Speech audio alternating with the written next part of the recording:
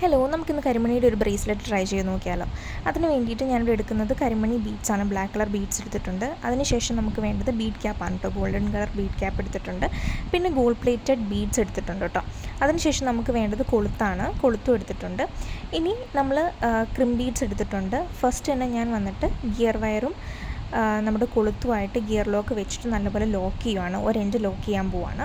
അതിനുശേഷം നമ്മൾ പ്ലെയർ വെച്ചിട്ട് നല്ലപോലെ പ്രസ് ചെയ്ത് കൊടുക്കുന്നുണ്ട് കേട്ടോ. അതിനുശേഷം ഫസ്റ്റ് തന്നെ നമ്മൾ ഗോൾഡ് പ്ലേറ്റഡ് ബീഡ് ആഡ് ചെയ്ത് കൊടുത്തു. അതിൻ്റെ കൂടെ തന്നെ നമ്മൾ അടുത്തതായിട്ട് ബീഡ് ക്യാപ്പ് ആഡ് ചെയ്ത് കൊടുത്തു. പിന്നെ ക്രിസ്റ്റൽ ബീഡ്, കരിമണി ബീഡ് ആഡ് ചെയ്ത് കൊടുത്തതിന് ശേഷം ഒന്നുകൂടെ ബീഡ് ക്യാപ്പ് ഇട്ട് അതിനെ ഒരു ലോക്കാക്കി വെക്കുവാണ്. പിന്നെ വീണ്ടും ഗോൾഡൻ കളർ ബീഡാണ് ആഡ് ചെയ്യുന്നത്. നിങ്ങൾക്ക് നല്ലപോലെ ശ്രദ്ധിച്ച് നോക്കിയാൽ മനസ്സിലാവും. നമ്മൾ ആ ഒരു പാറ്റേൺ ക്രിയേറ്റ് ചെയ്യാണ്.